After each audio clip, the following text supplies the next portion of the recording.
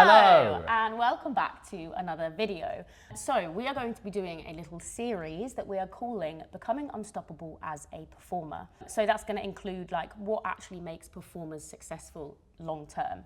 And we're going to do 5 parts. So we're going to do training, nutrition, recovery, mindset, and taking action. And today's video, we are focusing on training. Yes, so we're going to have a little 5-minute intro just on our philosophy of training. Then we're going to get into some practical side of stuff. We're going to show you some demonstration videos, talk you through how we structure sessions, the 6 kind of real vital things that are included in every session that you do within your gym training. And yeah, just kind of talk through our process when it comes to strength and conditioning. So why are most performers training wrong? So when it comes to training, we think that a lot of people are following either the wrong type of plan or they're just going into the gym, just picking whatever equipment is available and just doing like a few reps and then calling it a day. And there's no structure, there's no real intent behind the training, which is probably where people are fatiguing themselves or just not making progress. What is really important to say here is that every single performance training will look different depending what stage in their life they are at. So a drama school student's training will look very different to someone who is just juggling muggle jobs or someone that is doing 8 shows a week. And a lot of that comes down to the type of training that you're doing and how fatiguing it is in general. So for example, drama school students don't need to be doing big finisher sessions. They don't need to be doing loads of conditioning at the end of their workouts. They can probably get away with just doing their power, their PLYOS, their strength stuff, some mobility work, and then getting out of the gym. Whereas if you're kind of working as a barista or working front of house or in between jobs, auditioning, it's super, super important that you actually push that stamina side slightly more, because that's the stuff that's going to really separate you from other performers when you're in that audition. So there's a big difference between training and exercising, and the thing for us is that exercising is just turning up without a plan. And a real kind of easy way of imagining this is if I asked you to do 100 burpees in a row, you would probably be quite tired by the end of it. But what was that training stimulus? Like, what are we getting out of it? We are getting some muscular endurance probably, but that's about it. And as performers, as dancers, we need so much more, which we'll talk about in a second. So that's kind of exercising, following random YouTube videos, following a bodybuilder split, whatever that is. Whereas training should have intention, you should know what you're doing, why you're doing it, and you should be training some key fundamentals. So when it comes to training as well, our philosophy is always that your strength and conditioning sessions should give you the facilities needed for dance and performance.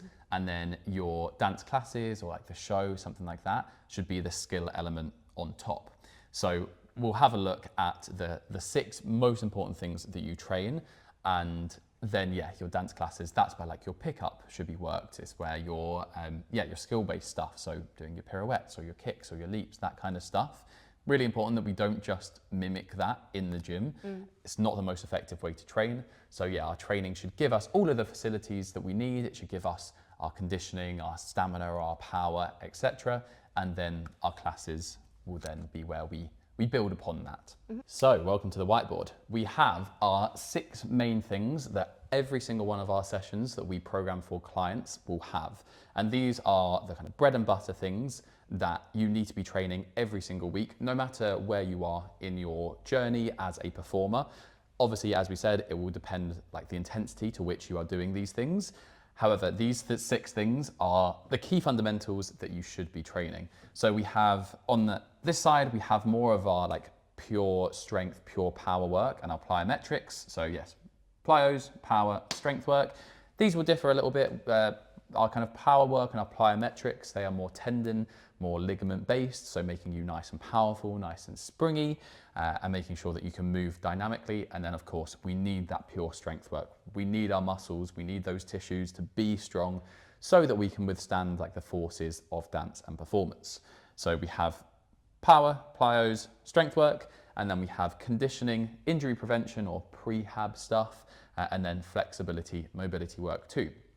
So again, depending on what you're doing at the moment, conditioning will look pretty different. but we absolutely do need to be doing conditioning work, both aerobic conditioning work and anaerobic conditioning work. Those are our two main types. So how we approach that will be different as well. And then injury prevention stuff, prehab stuff. If you do have niggles, if you have pains, if you have previous injuries, or you know that the show or rehearsals like that you're going to be doing is very jump based, so you need to be making sure you're avoiding shin splints, stuff like that. That's where we can get some slight more direct work for those tissues or for those bones. And then we have our flexibility and mobility work. And for us, flexibility, mobility work isn't just giving you stretches. It's not just sit and splits for as long as you can. It's can we actually build resilience and build strength in our like deep ranges of motion. So absolutely, we do need that passive strength, but actually, or a passive ability, should I say, but probably more important than that is actually being able to control that deep range of motion. And that's really what's going to help keep you injury free and make sure you're not just whacking your leg and tearing your hamstring. So these are the 6 things that we try and put in every single one of our sessions. And underneath it, we have our workout structure, which we're going to go over right now. And we're going to take you through kind of what we would structure generally in our sessions. Normally what we do is a core 3-day program, and that covers everything that we need, and then we can have additional sessions on top. But we always try and get in a lower body day, an upper body day, and a full body day. Tends to work really, really well. And those 3 sessions will run in this order. Number 1, warm-ups. So step 1 is our warm-up, and we normally categorize our warm-ups into 3 main sections. The first one is super simple. All it is increasing your heart rate. This is going to warm up your body's internal temperature. It's going to get your blood flowing. It's going to get your muscles ready for the session ahead. It's going to increase synovial fluid in your joints. This doesn't have to be too long. We recommend like 3 to 5 minutes. Jump on a bike like Darcy's doing here, or an assault bike maybe, or if you've got rowing machine, ski erg, whatever it is, just 3 to 5 minutes, low intensity cardio. You don't necessarily need to do this if you've walked to the gym or cycled to the gym, but we're literally just looking to increase heart rate, increase blood flow. Step 2 of our warm-up is to mobilize. So this can be a whole bunch of different exercises. Something like this world's greatest stretch is a really good one.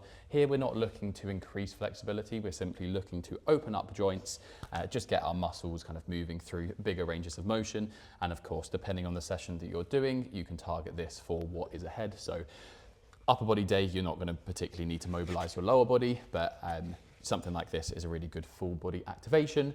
And yeah, that's mobilizing. Again, nothing too crazy. Think dynamic stretches, think stability drills, that kind of stuff. Step 3 is to activate and potentiate. So this is where we are looking to kind of spice up our central nervous system, get us a little bit more excited for the session ahead. We can start looking at stuff like PLYOS in this section, or just moving a little bit more dynamically, think leg swings, that kind of stuff. But any type of plyo is always good as well. Yeah, we're kind of merging into our first training block as well here. And as a quick side note, we do actually have a complete warm-up guide where I take you through a kind of 15-minute video of exactly how to be structuring your warm-ups, so a lot more detail. And there's over 60 exercises that you can pick and create the perfect warm-up for yourself and what you've got to do. So whether you're in the gym or if you're in the theatre, it's ideal for creating that perfect workout, or perfect warm-up, should I say, for you and for your body. So if you want that, DM us on Instagram warm-up and we will send that across to you. Section 2, power and plyos. So we're into our first block of training. This is our power and plyos section. So this we would suggest about 15 minutes. We always try and get 3 kind of servings of plyometrics per week, or 3 exposures of plyometrics per week. So vital for elasticity, so vital for tendon strength. And loads of different plyos. We'll go into some more detail in a different series on plyometrics. But to give you a few examples, we did some pogos before, so that's kind of a nice entry point. We can do some single leg pogos, like repeating pogos on one leg. We can do bounds and leaps, that kind of stuff. So if you want to do some bounding and leaping, single leg leaping there. We can do lateral things as well, so where we're going side to side, for example. But yeah, we like to get lots of exposures of this per week. Come back in dust. So we can also do stuff like upper body plyos. So we can do things where we're in a press up position, kind of like push up plyos, where we're actually coming up off of the floor as demonstrated here. We can also do like drop catches with rows, basically anything that's a little bit more tendon based. But that's our plyos. Again, we're going to do lots more videos on those. Then we're into our power work. So with power stuff, typically we're looking at kind of 5 reps and down. And this isn't necessarily going to be the most effective thing for maybe building muscle, but it is going to be the most effective thing for teaching your central nervous system and teaching your brain and your muscles how to move quickly and how to move a lot of load very fast. So this is perfect for stuff like your leaps, your turns, any kind of big explosive movements. So lots of different ways to train power. We can do just generic strength exercises with lower reps. We can do stuff like weighted jumps or trap bar jumps. We love doing stuff like Olympic lifting. It is a little bit more advanced, but it's an incredible way to start training that power. So perfect example of some weighted jumps here are kind of lunge, alternating lunge jumps. If you want to do like a hang clean or something as well. This is our Olympic lifting based stuff. So if you ever see any kind of cleans or jerks, that kind of stuff, a lot of this is revolved around getting into our triple extension. So that is where our ankles, our knees and our hips all fully extend, and that's how we get power. So if you think when you're doing a big jump, you extend from your ankles, your knees and your hips. And so all we're doing here is actually training those components. Great. Section 3, strength block. So our strength work, we're going to go into our strength kind of training blocks. Again, this will differ on what training day it is, but think your compound lifts. So lifts where we are looking at training multiple muscle groups across multiple joints. So your squats, your lunges, your hinge pattern stuff, your upper body push and pull. We're going to do a few different examples for you just so you get a good idea of what a compound lift is. So something like the squat variation. Let's see what a squat looks like. We can do some front squats maybe. So we're taking the bar up, we're going down into our squat. And with this kind of squat pattern, we're training our quads, we're training our glutes, we're training our back, our core, getting so much value for just one single exercise. Typically we would do kind of 2 to 3 sets.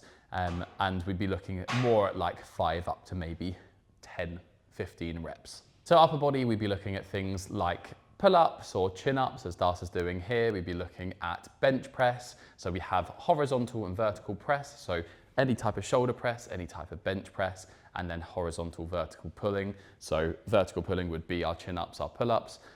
Horizontal pulling our rows. So those are our real kind of bread and butter movements. We might do kind of 2 of those maybe back to back, and then we're into Section 4, accessories. So now we're into our accessories. This is just extra stuff that is normally related to that compound lift, but maybe it's more isolation based. This is where we're going to get some more of our prehab work in there as well. Maybe we're looking at kind of ironing out imbalances or some more single leg work, etc. So we might look at stuff like tibialis raises or like inversion, eversion work. So again, some more injury prevention stuff. This is really, really good for foot mechanics, really good for building up that tibialis to avoid things like shin splints. We might look at, slightly more isolation-based stuff, so maybe some bicep curls, some tricep extensions, get some more core work in there as well. So we love doing, things like mobility drills that are combined with strength work. So something like this straddle lift, where we're getting a lot of core lateral flexion. So we're really working our obliques, but we're also getting some mobility involved. But yeah, our accessories, we can look at stuff like circuits, we can look at isolation stuff, we can just look at getting a good stimulus and often some more machine-based stuff as well. So for example, if it is more of a leg-based day where we're looking at more quad work, we've done some squats, it might be going into some more leg extensions or something like that. Number 5, conditioning and finishers. So now we're into our conditioning and our finishers. We have got conditioning throughout this session, especially in our accessories. We're going to look at like keeping the heart rate up a little bit more if we're doing more circuit-based stuff. And again, this is really dependent on what your life is looking like at the moment. But if you are between jobs or if you're really trying to up your stamina, then this is a real key component of training that people often miss. So we have kind of 2 main types of conditioning. We have aerobic conditioning, where we're using oxygen. This is normally slightly slower work. It's more of your zone 2 work, zone 3 work, I guess, which can often be done outside of the gym. So in gym training, normally to try and make it a little bit more efficient, more effective, we're going to look at the higher heart rate stuff. So really working your lactate threshold, really trying to get the heart rate nice and high, and then make sure you're recovering. So stuff like sprints, stuff like real high intensity finishers, a little bit more of like the HIIT style stuff, and then yeah, anything that is more cardio based basically. So stuff like the assault bike, we might do a real fast kind of 10 to 30 second sprint, something like that, and then recover for 2 minutes. Yeah, lots of different things that we can look at with that conditioning piece, but yeah, a lot of stuff to try and get the heart rate nice and high. Finishers as well, we can do more circuit-based stuff like our burpees, maybe some like jumping over dumbbell burpees, into kettlebell swings, stuff like that. Again, more HIIT-based stuff. That's it. No more burpees. I've done my You've done your gym workout. But yeah, with our conditioning, with our finishers, we're looking at getting a really good stimulus for our aerobic work and for our anaerobic threshold too. And finally, number 6, mobility and flexibility. And finally, we have our flexibility and mobility work. So as I said in the intro, this isn't just about being passive in stretches. This is about actually creating resilience and creating strength in our end ranges. So stuff like this long lunge hold, where we're holding a weight overhead, such an amazing exercise to really build some groin strength, some adductor strength, some hamstring strength, and then also get you into deeper ranges of motion. One of the best things about doing these kind of weighted or dynamic stretches is they actually desensitize your muscles a little bit to the stretch, which means that then you can get into a deeper passive stretch after you do it. So something like this, we would try and hold for maybe 20 to 30 seconds. Then we can drop the weight and go into splits if needed. But we would love doing stuff like that. We also really love doing weighted mobility for our upper body as well. So something like this dumbbell twist, chest stretch is amazing. Nice angle. For, again, opening up that upper body, stretching out. Again, if it's been an upper body day, definitely stuff like this is a great thing to start including in your sessions.